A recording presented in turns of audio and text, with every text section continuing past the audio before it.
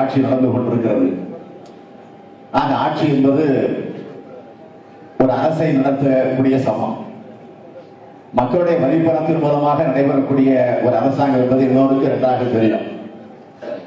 ஆனால் அந்த அரசாங்கங்கள் தேர்தல் நேரங்களில் அவர்கள் ஆட்சிக்கு வர வேண்டும் என்பதற்காக மக்களிடத்தில் பல உறுதிமொழிகளை, வாக்குறுதிகள் எல்லாம் வழங்குவார்கள். அதை நம்பி தமிழ்நாட்டு மக்கள் வாக்களித்து அவரை வெற்றி பெற வைப்பார்கள். வெற்றி பெற்று ஆட்சிக்கு வந்ததற்கு பிறகு தேர்தல் நேரத்தில் வழங்கிய உறுதிமொழிகளை நினைத்து பார்க்க முடியாத நிலையிலேதான் இன்றைக்கு ஒரு ஆட்சி நடந்து கொண்டிருக்கிறது.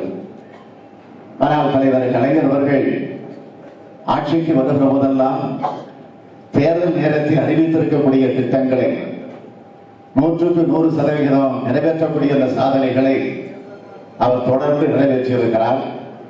அதனால்தான் அடிக்கடி நாம் தலைவரை பற்றி, கடந்த கால திராவிட முன்னேற்ற கழக ஆட்சியை பற்றி குறிப்பிட்டு சொல்லுகிற போதெல்லாம் தலைவர் கலைஞர் அவர்கள் சொன்னதை மட்டுமல்ல, சொல்லாததையும் செய்து கொண்டிருக்கக்கூடிய ஒரு தலைவர், ஒரு ஆட்சி என்று நாம் அன்றைக்கும் பெருமையோடு பேசியிருக்கிறோம், இன்றைக்கும் பேசிக் கொண்டிருக்கிறோம். ஆனால் அதே தமிழ்நாட்டில் இன்றைக்கு என்ன நிலை என்பது உங்களுக்கு எல்லாம் தெரியும். அதில் முதலமைச்சராக இருக்கக்கூடிய, முதலமைச்சராக இருந்த ஒரு அம்மையார் இப்போ அவர் முதலமைச்சராக இல்லை என்பது உங்களுக்கு தெரியும்.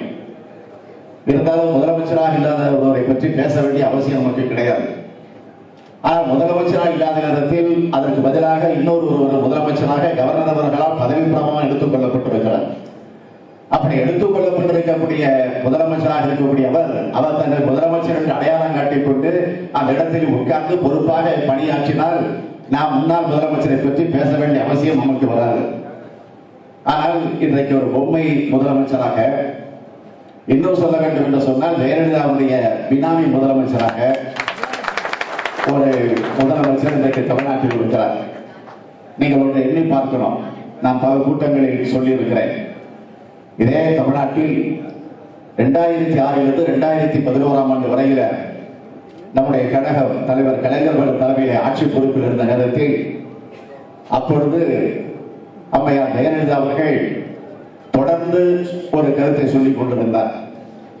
அதற்கு பிறகு ஆட்சி மாற்றம் ஏற்பட்டு 2011 ஜெயலலிதா ஆட்சிக்கு வந்ததற்கு பிறகு முதலமைச்சராக பொறுப்பேற்ற ஜெயலலிதா அவர்கள் தொடர்ந்து தலைவர் கலைஞரை, திமுகவை பற்றி பேசுகிற போதெல்லாம் என்ன சொல்லுவார் என்று சொன்னால், மைனாரிட்டி திமுக ஆட்சி, மைனாரிட்டி தலைவர் கலைஞர்.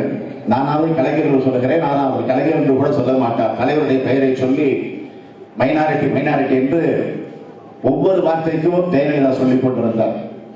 ஆனால் அப்படி சொல்லிக் கொண்டிருந்தவர்களுடைய நிலை இன்றைக்கு என்ன நிலை, நீங்க தயவு செய்து சிந்திச்சு பார்க்கணும். நான் இன்னொன்றை குறிப்பிட விரும்புகிறேன். திமுகவை பார்த்து, கலைஞரை பார்த்து மைனாரிட்டி என்று சொன்னார்களே, மைனாரிட்டி என்று சொன்னாலும் அதை பெருமையோடு தலைவர் கலைஞர் அவர்கள் ஏற்றுக்கொண்டு, ஆனால் அந்த மைனாரிட்டி ஆட்சியை வைத்துக் கொண்டு முழுமையாக 5 ஆண்டு காலம் ஆட்சியை நடத்தியவர் தலைவர் கலைஞர். ஆனால் இன்றைக்கு ஜெயலலிதா மெஜாரிட்டி ஆட்சியாக இருக்கக்கூடிய ஜெயலலிதாவை ஒரு 3.5 ஆண்டு காலத்திலே பதவி விட்டு இறங்க வேண்டிய ஒரு கொடுமை இன்றைக்கு நாட்டில் ஏற்படுகிறது என்று சொன்னால் இதை விட வெட்கக்கேடு வேறு ஒன்று இருக்க முடியாது. ஆக இதையே நீங்கள் சிந்தித்து பார்க்கணும். ஆக அப்படிப்பட்ட அம்மையார் ஜெயலலிதா அவர்கள் முதலமைச்சராக இருந்த நேரத்தில் சட்டமன்றத்தில் அவர் 110 என்கிற விதியை பயன்படுத்தி ஏறக்குறைய அவருடைய முதலமைச்சர் அந்த இடத்தில் உட்கார்ந்து அவர் பொறுப்பில் இருந்த நேரத்தில் 125 அறிவிப்புகளை அவர் 110 விதியை பயன்படுத்தி அறிக்கையாக வெளியிட்டார்கள். அப்படி அறிவித்திருக்கக்கூடிய அறிவிப்புகளுடைய நிலை இன்றைக்கு என்ன, தயவு செய்து நீங்க சிந்திச்சு பார்க்கணும். அதில் எத்தனை திட்டங்கள் ஜிஓவாக, கவர்மெண்ட் ஆர்டராக, அரசாணையாக எத்தனை திட்டங்கள் வெளியிடப்பட்டிருக்கிறது? அப்படி வெளியிடப்பட்டிருக்கக்கூடிய திட்டங்களுக்கு ஏதேனும் நிதி ஒதுக்கீடு செய்யப்பட்டிருக்கிறதா? அப்படி நிதி ஒதுக்கீடு செய்யப்பட்டு அந்த திட்டங்கள் எங்காவது தொடங்கப்பட்டிருக்கிறதா? எதுவும் இதுவரையில் கிடையாது. ஆக வெறும் அறிவிப்புகளோடு நின்று கொண்டிருக்கிறது. ஆகவே நான் இந்த நிகழ்ச்சியின் மூலமாக கேட்டுக்கொள்ள விரும்புவது, மக்களுக்கு அது உண்மை தெரிந்தாக வேண்டும். வருகிற டிசம்பர் மாதம் 4ஆம் தேதி சட்டமன்றம் கூட இருப்பதாக ஒரு அறிவிப்பு நேற்று மாலை செய்தியிலே வந்திருக்கிறது. மகிழ்ச்சி. ஆக இப்பொழுது சொல்லவில்லை என்று சொன்னாலும் 4ஆம் தேதி கூட இருக்கக்கூடிய சட்டமன்றத்தின் கூட்டத்தொடரில் முதலமைச்சராக இருக்கக்கூடிய பினாமி முதலமைச்சராக இருக்கக்கூடிய ஓ பன்னீர்செல்வம் அவர்கள் தயவு செய்து அதை அறிவிப்பாரா என்ற அந்த கேள்வியை நான் இந்த நேரத்தில் கேட்டுக்கொள்ள கடமைப்பட்டிருக்கிறேன். அது மட்டுமல்ல, அவர் சொல்லிக் கொண்டிருந்தார், தலைவர் கலைஞர் சொன்னால் நான் சட்டமன்றத்தை கூட்டணுமா, எனக்கு புத்திமொழி சொல்லணுமா என்று கேட்டுக்கொண்டிருந்தார் இதுவரையில.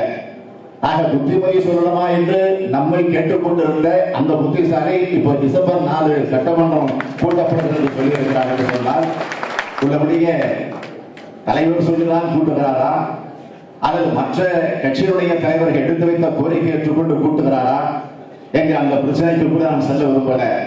மக்கள் பிரச்சனையை பற்றி பேச ஒரு வாய்ப்பு கிடைச்சிருக்கு. ஏற்கனவே ஜெயலலிதா முதலமைச்சராக அங்கே இருந்திருந்த நேரத்தில் எதிர்கட்சியில் இருக்கக்கூடிய யாரையும் பேச விடாமல் வெளியிலே அப்புறப்படுத்திய, அதற்கு பிறகு வெளியிலே தூக்கி கொண்டு வந்து போட்ட அந்த கொடுமைகள் சம்பவங்கள் எல்லாம் நடந்திருக்கிறது. ஆக அதுபோல சம்பவம் நிச்சயம் நடக்காமல் ஜனநாயக முறைப்படி மக்களுடைய பிரச்சனை பேசக்கூடிய நிலையில நிச்சயமாக சட்டமன்றம் நடத்தும் என்ற நம்பிக்கையோடு நாங்களும் அவைக்கு வரவிருக்கிறோம். ஆக அவைக்கு வருகிற போது நாங்கள் இந்த நாட்டு மக்கள் எல்லாம் எதிர்பார்த்துக் கொண்டிருப்பது என்னவென்று கேட்டால், பினாமி முதலமைச்சர் உட்கார போகக்கூடிய இடம் எந்த இடம், அதுதான் எங்களுக்கு இன்னமும் ஒரு கேள்விக்குறியாக இருக்கிறது. தெம்பாக துணிச்சலாக நிமிர்ந்த நிலையோடு முதலமைச்சருக்கு இருக்கக்கூடிய வந்து உட்கார போகிறாரா அல்லது வழக்கம் போல அப்படியே கூடு விழுந்து கொண்டு அப்படியே வந்து அவர் நேரத்தில் உட்கார போகிறாரா என்கிற கேள்விதான் இன்றைக்கு எனக்கல்ல, மேடையில் இருக்கக்கூடிய நம்முடைய நண்பர்களுக்கல்ல, இங்கு இருக்கக்கூடிய உங்களுக்கு மட்டுமல்ல, நாட்டில் இருக்கக்கூடிய எல்லா மக்களுக்கும் இந்த கேள்வி எழுப்பப்பட்டிருக்கிறது. ஆக இந்த கேள்விக்கு விடை காண டிசம்பர் 4ஆம் தேதி நிச்சயம் ஒரு நல்ல பதில் கிடைக்கும் என்று நாங்கள் எல்லாம் எதிர்நோக்கி காத்திருக்கிறோம்.